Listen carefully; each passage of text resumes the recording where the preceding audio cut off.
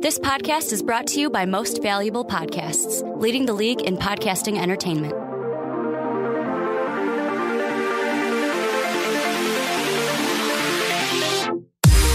What's going on, Real MVPs? We are back. Welcome inside another episode of What's Your Fantasy? It feels the like first the first time in a time. long time.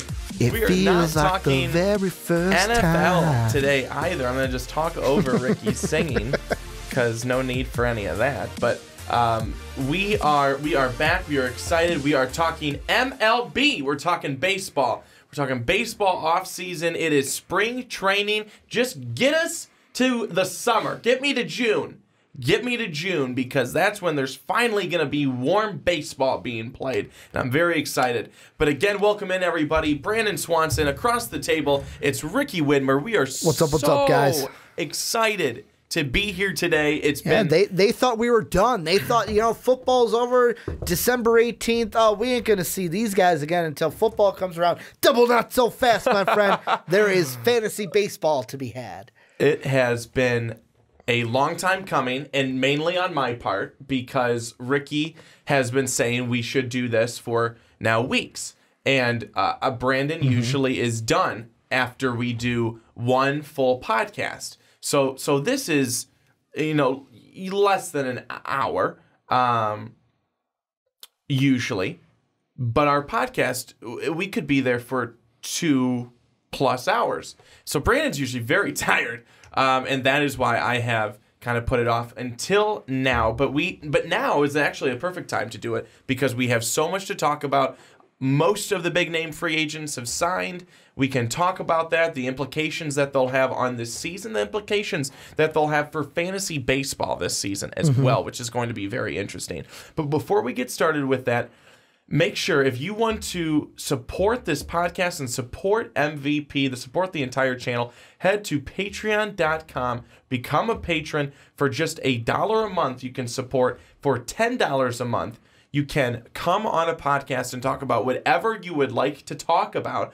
And very soon, we're going to be having an MVP meeting where we're going to be redoing and looking at recreating some of our Patreon levels. So we're very excited about that. We'll be coming out with those new levels probably within the next month or so. So we're very excited about that. But again, if you are excited about this podcast, What's Your Fantasy, or the channel in general of MVP, head over to patreon.com and become a patron today. We very much appreciate it.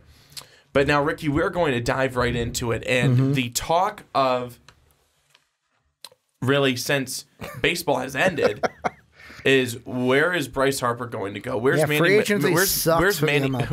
Machado going to go? And all winter long we've been waiting. All winter long. And they finally both signed. Manny Machado is now as Ricky likes to say, is now a dad. He's a Padre. Dad. And Dad. And then you've got Bryce Harper, who when he is 55 years old, will still be playing, or at least still have a contract with the Phillies. He signed a 13-year, $330 million deal with the Philadelphia Phillies. Or he could Carson Palmer and retire halfway through and then say, nah, I'm coming back and I'll play for the Raiders. But both of the big names have signed. And, Ricky, let's first look at Manny Machado. He's the one who signed first. He signed a big-time deal with the San Diego Padres, a $300 million deal with San Diego, and he is going to a very sunny place to play, but not a place that has had a whole lot of success over the last couple of years. San Diego had a big signing last offseason. It was Eric Hosmer. They have Fernando Tatis Jr. They got him from the White Sox for James Shields. It's not good. But there are some pieces. There's some pieces. You cannot forget Will Myers. He is a really good player as well. San Diego adds Manny Machado to this lineup and to their defense as well. This is exciting for San Diego. What are your thoughts on the whole signing and what the effect will be for the Padres. Well, before I get into it, I'm going to do a little bit of production here. I lied to you, by the way. Can you turn my headphones back up? Yeah, okay, that feels good. See, I told Brandon to turn them down, too low. And then I went, nope, that's too low. Put them back where they were. But for me, the whole thing is, I feel like if we're talking a Padres standpoint, this is great for the Padres. They finally get a big name that they can kind of rally around, because I've always felt like the Padres were, even like last year, they showed some strides late in the year, but it was just, you know what? They're not the best team in that division. And the thing I find even more mind-boggling about it is and this is Bryce Harper too, it's like you guys were going to go to the bottom two teams in the NL West. It's like, you do know the Dodgers are still there, the Rockies, they got a big deal with their big guy who's not going to be a free agent next year.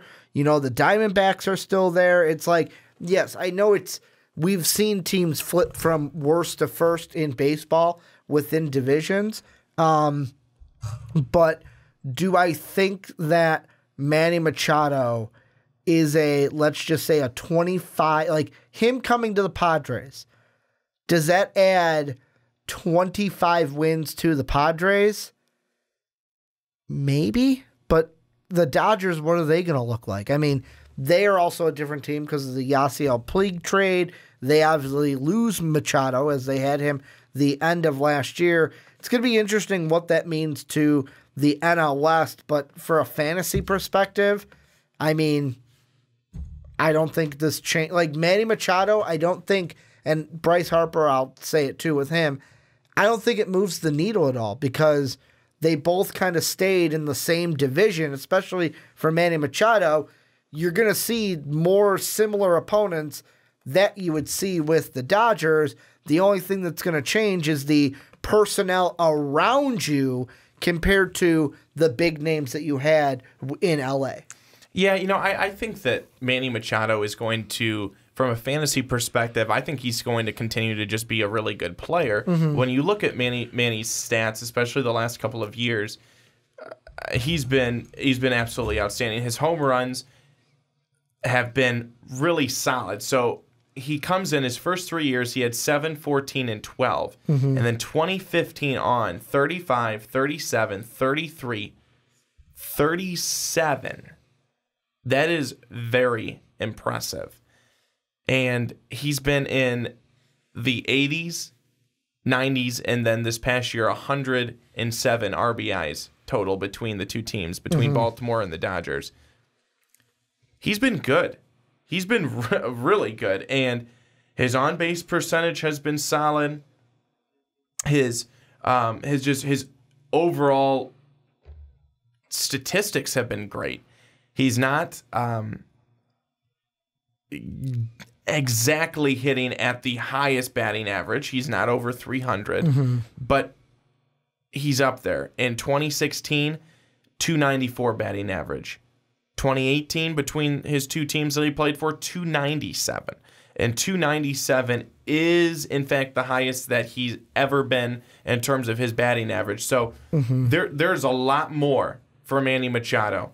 And I haven't even started to talk about his defense. He's one of the best defenders in the league.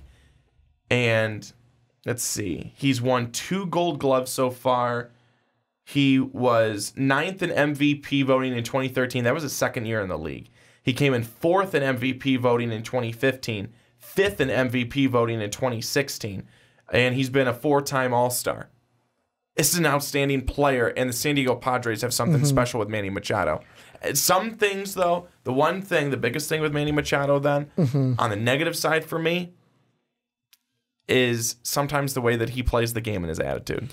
Well, and it's not just that. I mean, the thing that I also look at, and I'm trying to think of it more from, with his stats, a fantasy perspective as well, is first off, last year, the Padres didn't have a ton of at-bats last year. They had, I'm going to sort this out because I have it sorted by runs right now. They had the 21st most at-bats last year all season at 5,400 and 86, which 20 other teams had more at-bats than them all year long. And they're also a team where I look at it too look at the venue, the home venue now that he's going to be playing in. He now goes to Petco Park. And I know Petco Park is not the pitcher's park that it used to be in the past. They have made changes to that park that have made it a little bit more hitter-friendly. But as I'm looking here on ESPN, and they say it clear as day, it's still a neutral to borderline top 10 pitcher park. So even if it's borderline top 10 pitcher, it's still, the needle is still leaning a little bit towards the pitcher in that park than the hitter. So I can understand if home runs go down from last year, ribbies go down from last year, if his average goes down a little bit from last year. The only thing I am interested to see, one stat that may go up from Manny Machado, is his walks. And the reason why I say that is think about who Manny Machado had around him in LA. You had so many names to where it's like, hey, you know what? We can't put Machado on base because we already put this guy on base because this guy was going to hurt us way worse than Manny Machado is. And I wonder if with this lineup, who right now I'm looking at the depth chart for the Padres, could all change. But from what it looks like, you've got Austin Hedges, Eric Hosmer, Ian Kinsler, Manny Machado, Luis Urias, Hunter Renfroe. You've got Manuel Margot, and then you got Franmil Reyes. Besides Hosmer, maybe Hosmer, Kinsler, and Machado, none of those names really scare me. So I could see more situations where pitchers go, maybe more of the road situations than the Petco situations, but I could see a situation where Machado comes up and the pitcher goes, all right, I'll put you on. I'll see the next guy, thank you very much, because I'm not going to let Manny Machado hurt me. Like, I wonder if we are going to see that more, and that might inflate his walk numbers just a little bit compared to the 70 that he had in 2018. So Manny's going to be solid, obviously, on the infield at third base. Mm-hmm. You're going to look at a guy who he is going to save a lot of what could be doubles. He's going to take those away. Mm-hmm. He's that good. Eric Hosmer over at first, that's great. Austin Hedges behind the plate, he's a solid catcher. He's a solid up-and-coming catcher. Kinsler, he's old. He's old. I'm surprised he's not done yet. Will Myers, a great bat and a really good up-and-coming player. Hunter Renfroe out in right field. I think that Hunter Renfroe he has had a couple of good seasons. I think that he just needs to put one together. And Manuel Margot, again, a guy who's not going to end up being a flashy name, but he can end up being a solid one. San Diego is really trying to build. They are really trying to build, and they're trying to use Machado as another big cornerstone to take this team to the next level, to jump this team over the Giants, to jump this team over. Who else is there except for the D-backs? The D-backs. You're not going to jump over the Dodgers quite yet. But those two teams, or at least be competitive with them. For too long, San Diego's has been at the bottom, at the absolute bottom. They don't want to be there anymore. So I think that Manny Machado, even though, yes, Ricky, I think that you make a really good point when you talk about Petco. It is a pitcher-friendly ballpark, and we are going to see, I think, home runs come down for sure. But could doubles go up? Could we see a lot more doubles from Manny Machado? Maybe not home runs go down, doubles go up. Well, triples go up. It really, to me, that matters and looking at it from a fantasy perspective, it depends on what your league kind of looks at. If you're going to sit there and if doubles and triples are going to count as a stat, then yeah, that's going to help. Otherwise, it's okay, that just plays in to the average in my case, and with triples and doubles also, the runs for Manny Machado, because he's putting himself then in scoring situations. He's putting himself in the scoring positions at second and third. I just have a feeling with the Padres because it's a different team, because now he's going to play 81 games in Petco Park. I feel like his stats for the Padres, it's a boost. You needed this. But on a fantasy perspective, I feel like we're going to see baseline, most of his stats from last year come down a little bit because he's no longer with the Dodgers. He's in a more pitcher-friendly park in Petco Park. And now he's got to come up with this Padre team that is vastly different than the one that he had in L.A. And it's also a different park than you had in the Camden Yards because that was more of a hitter's park than Petco would be.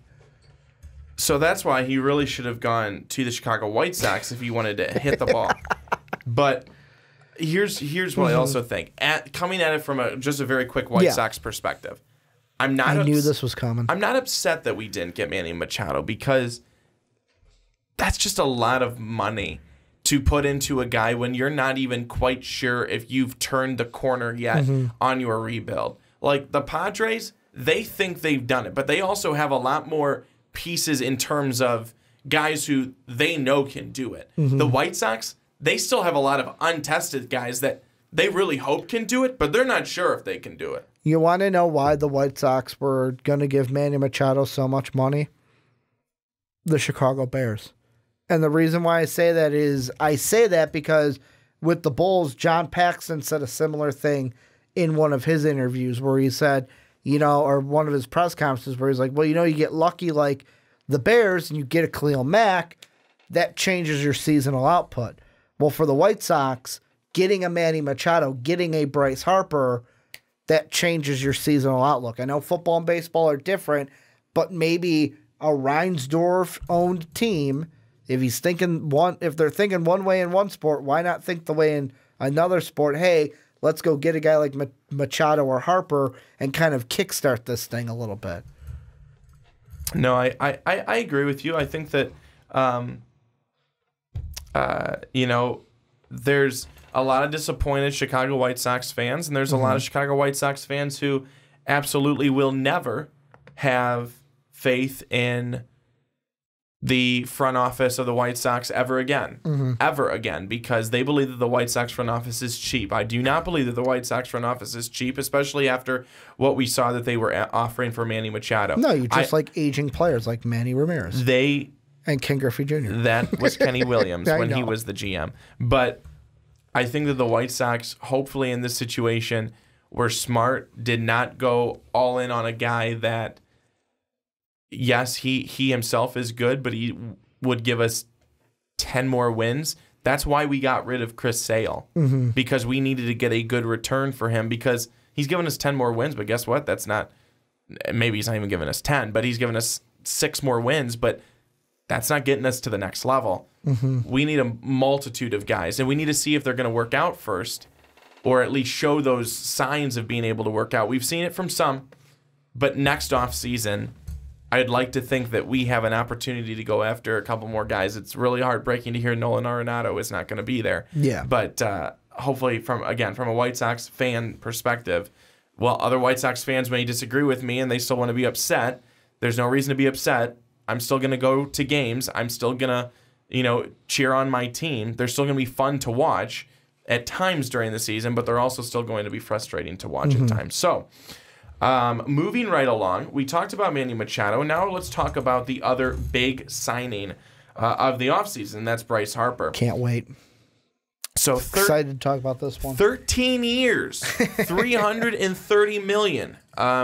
The Philadelphia Phillies, they came out with a press release right after Bryce Harper's that said they will no longer be signing any other players for the rest of the next couple of seasons until they have a little bit more money to spend. But actually, the thought, in all seriousness, is that they will be trying to sign Mike Trout next offseason to pair him with Bryce Harper, which would just be sick and stupid in terms of like, holy crap, this is stupid. Yeah. So, anyways, Bryce Harper now.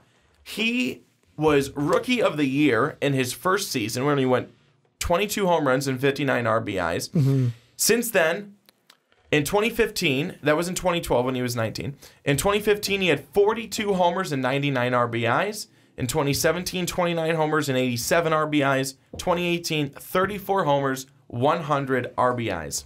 Now, Ricky. In his 7 seasons, he has had just 3 years of 25-plus home runs and 1 year of 100 or more RBIs. First of all, my first question to you, was Bryce Harper worth 13 years and $330 million? No. And the reason why is health. Like, he is a guy who, although he hasn't had big serious injuries, he's had enough injuries over his career to be kind of nagging. And from a fantasy perspective, it's like you come into a year and it's like, I need a guy who's going to play, who's not going to be injured for most of the year. For me, I've never been a fan of the big year deals because right away when I heard it was signed and it was reported at 10 years at the time, my first thought, and I know they're different ages, my first thought was, how do the Angels fans feel about Albert Pujols' contract right now? That they're stuck with that. Like, that is like marriages down to everything where I can't remember who I was listening to on ESPN and what they were like, who they were talking about exactly. That was it. It was NFL Live and they were talking about John Gruden. And they used the analogy of John Gruden's a guy with quarterbacks where he's never going to marry a quarterback. He'll just date a quarterback. He'll date you for 2-3 years. All right, here's someone better. I'm going to go with them. Like when he was with the Raiders in the way back, it was, I'm dating Rich Gannon. I'm not going to marry Rich Gannon. That's kind of how this is. But on the other sense, 13 years, we are married. We're locked at the hip for 13 years for better or worse. Let's see what this is going to do. I'm personally not a fan of it. For Harper, it's great for him. He got his money. But I just look at it where if I'm looking long term at it, I wouldn't have gone with such a big deal for the Phillies. But hey, in the short term, if it gets you, it's kind of like with the Cubs.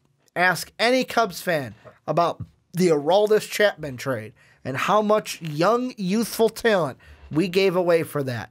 Most of us, and I'm included, saying, I don't care, we got a World Series. So if they get a World Series, maybe it doesn't matter. And it probably doesn't. I mean, if you get a World Series, they don't care how long you're signed for. Yeah. You just won them a championship. This was a team that without Bryce Harper, with the team that they currently have, which is kind of stacked or getting stacked, they were an 80-win team last year. Only 10 games behind the Atlanta Braves, the hot start Atlanta Braves, and I was shocked that they won the East. This is a team with Bryce Harper I think could eat. Like, you asked me with Manny Machado if he's worth 25 games. I'm sorry. Bryce Harper is easily worth 10 more wins in that conference. And just by adding Bryce Harper, this is my team to beat in the East, and they'll probably win the NL East this year if they all stay healthy. So when you talk about the Phillies and a stacked roster, look at what the Phillies did this offseason. So they got Andrew McCutchen, and in my opinion, Andrew McCutchen, great player when he was in his prime. He is no longer in that prime. But he no longer has to play center field. But even still, in 2017, he had 28 homers and 88 RBIs. In 2018, he had 20 homers and 65 RBIs. Yes, that's coming down from his prime, but if he played for the White Sox, he may have been one of the best players. Yeah. So you have Andrew McCutchen. You have we know this team well from MLB The Show. You have Odubel Herrera in center field. Maikel Franco, baby. You've got Harper in right. Franco at third. Gene Segura, love Gene Segura at shortstop. Cesar Hernandez at second, Rice Hoskins at first, who had a great season last year. From our franchise, they're missing Ryan Howard at first base. And then JT Realmuto behind the plate, a great pickup there. And everyone said, in terms of all the sports reporters, all the MLB guys, when they went and they got JT Realmuto, they were saying, Bryce, come here. We're adding more players, better players, come play with us. and now Bryce Harper's there, and that's just the tip of the iceberg. That's just the depth chart, and certainly the tip of the iceberg. I could not think of the word, but you look at the pitching rotation with Aaron Nola as their number one, and then Jake Arrieta after him, and Arrieta actually pretty solid. Then you've got what they have right now: Nick Pivetta, and then Zach Eflin. It's certainly more exciting at the top, but who do they got closing though? But the next guy I like, who I think could really break out, is Vince Velasquez. I think he could be really, really good. And their closer, great signing, David Robertson. Yep, and I mean this is looking. I'm thinking now from like the fantasy perspective for Bryce Harper. At the beginning, really, is his stats really going to change all that much? No, not really in my mind. The one stat that I think could get a little bit of an influx, and I know here on ESPN they only give him 2 more this year compared to last year. I think they're crazy because I think he'll get a couple more than just 2. The big question is how many home runs is Bryce Harper going to hit in Citizen Bank Park, which is already a home run friendly park. I think that this guy clobbers at least 40 to 45 home runs this year. I know I'm being bold with that. I'm going to say 40 for sure. He knocks 40 of them out of the park in Philly. So they have him projected for 27. They have him projected for 27 homers and 87 RBIs in his first season with the Philadelphia Phillies. 27 and 87. What site are you looking at? This is baseballreference.com. Wow. So Baseball Reference is actually lower than ESPN. 27 homers, 87 RBIs, 11 stolen bases, 97 walks, a batting average of 265. Okay. So they're higher on the average. So ESPN is a 258 average this year, but 36 homers, 99 ribbies, only one less than he had last year. 117 walks compared to 130 that he had the year before. And an on-base percentage only goes up by 2 to 395. And they have his on-base here projected for 385 and is slugging at 491. Yeah, their slugging for him on ESPN is a 531. So, I mean, point is, I think Bryce Harper is going to have a good year with the Phillies.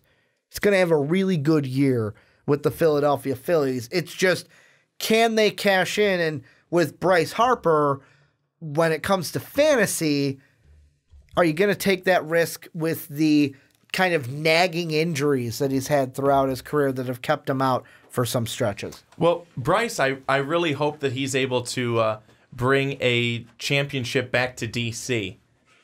That's what he said. That's what he said. That is the funniest thing, is that this guy gets 13 years and $330 million. And they are asking him, the reporters are asking him all these different questions in his press conference. And he tells them that he really wants to bring a championship to D.C.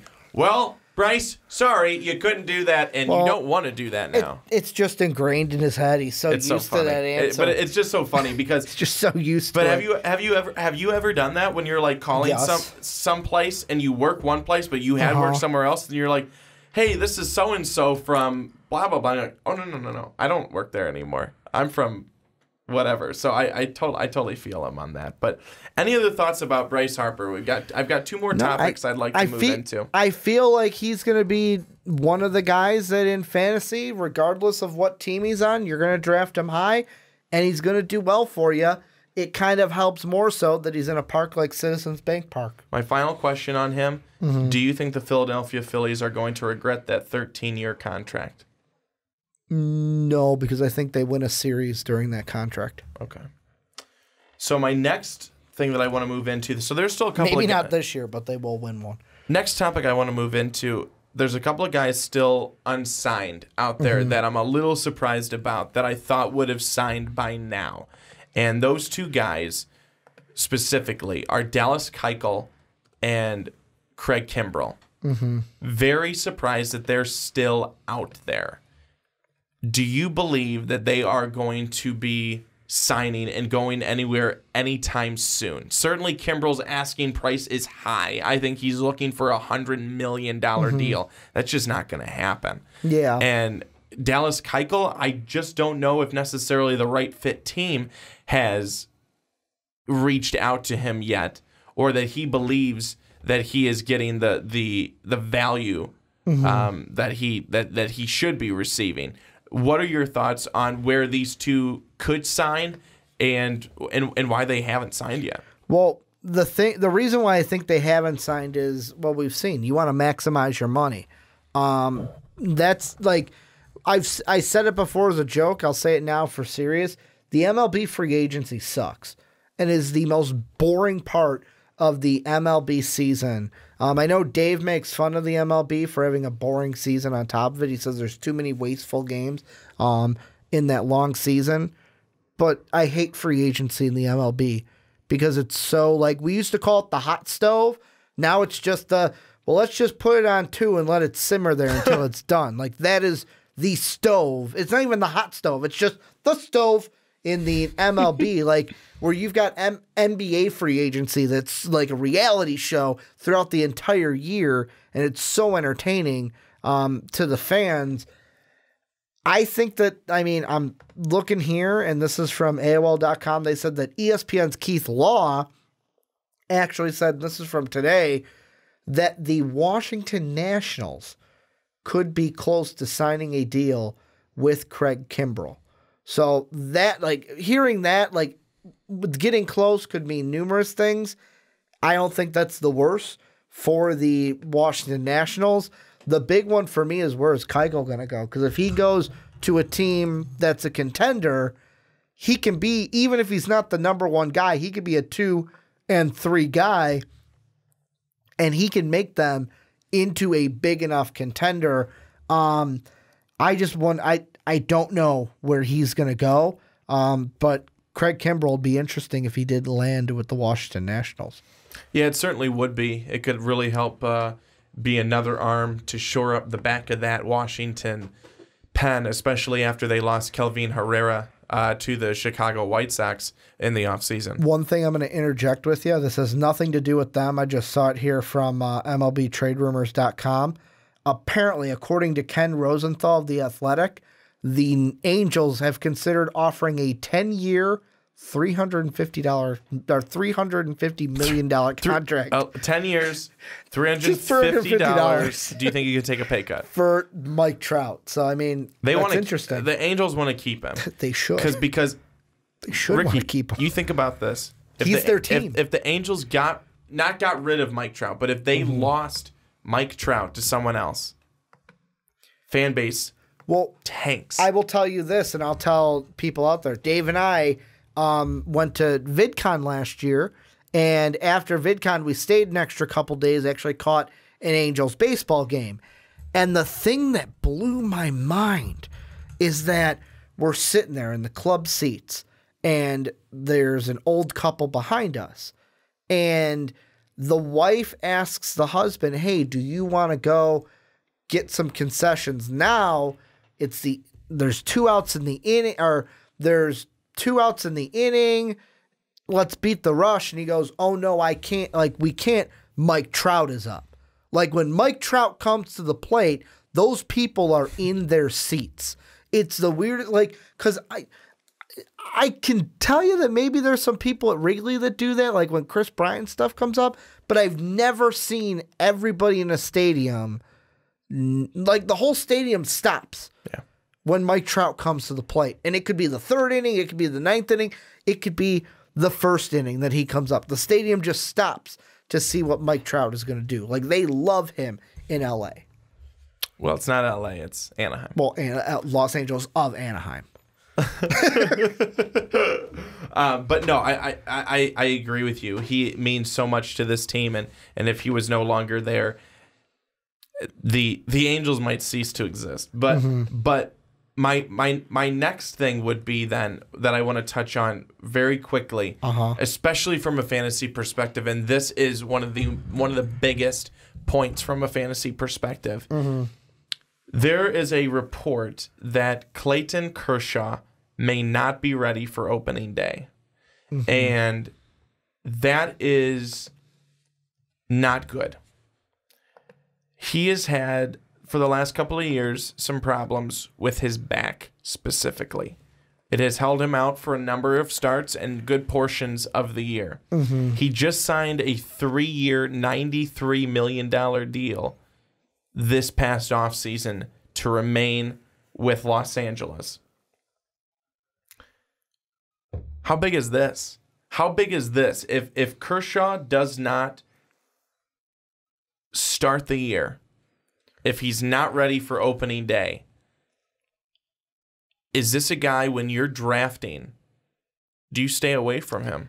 Is Clayton Kershaw, who has been such a reliable guy for so many years, is he starting to become a guy where you're like, he's a great name, but he doesn't bring the same statistics and the same production that he once did? He's a guy for me now, and I'm even going to say this knowing when you look at the 2019 outlook on ESPN, here's what it says. Okay, we simply cannot ignore Kershaw's injury history at this point, and now it's significant enough that it's almost impossible to make a case for him being the first pitcher picked in fantasy baseball draft. He's no longer the number one pitcher. I would say he's no longer in my mind like when you and I draft for the MLP or MVP league. MLP? Yeah, the MLP. The MVP league. I don't think if we look for a pitcher round one, I wouldn't take Kershaw. I would take Kershaw, let's say, if I already have 2 starters and I'm looking for that third and I'm high enough in the round and can get him, sure. But I'm not worried about losing him because when he's on, he's great. Like they're projecting about 170 strikeouts for him, 14 wins this year, an ERA of 2.95, which would be a little higher than last year. And also they're even predicting that he's going to have 26 games like he did last year. Not if he kind of misses the start of the year. I honestly would bypass him for this year. And like when you look at starting pitchers, let's just say you have 10 people in your league. If all of them took pitchers, I would take Matt Scherzer over him. I would take Chris Sale over him. Jacob deGrom, you could take over him. Verlander, maybe. Aaron Nola is coming up. You've got Garrett Cole, who you could take over him. You've got Noah Syndergaard that you could take over. Like, there are so many pitchers that in the long run of everything that you could take over Clayton Kershaw. And even looking at the starting pitcher rankings, he ranks right now 21st on ESPN out of all the starting pitchers in the MLB. Yeah, I think that we really are getting to the point, I hate to say it because Clayton Kershaw has been just such a staple in Major League Baseball for quite some time when you think of pitching, for sure, and certainly when you think of the Dodgers. But you know, he has just run into some really unfortunate injuries with his back problems and now inflammation.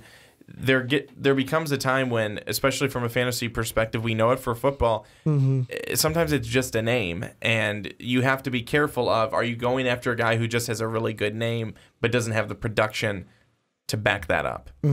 That's always going to be one of those problems. But Ricky, any other thoughts here that you would like to, anything you'd like to mention, any comments you'd like to make, anything else you'd like to talk about before we wrap things up on our first What's Your Fantasy MLB Style? The only thing I'm going to ask you, and this has nothing to do with fantasy, but I'm going to ask it anyways, thoughts on the new Miami logo? Because they've got a new logo. I saw that. I don't remember what it looks like right off the top of my head. You knew I was going to throw a curveball at you at some point. I didn't on the PTP. I did on this one. That's weird, but it's kind of cool. It looks like a nightclub in Miami. Kind of. Yeah. They changed their logo to, or the other one, this kind of... We're the sexy Miami Marlins. There's this one, too. That's the one that's probably going to be on the hats. M's. That's cool. I think it looks unique. I don't know.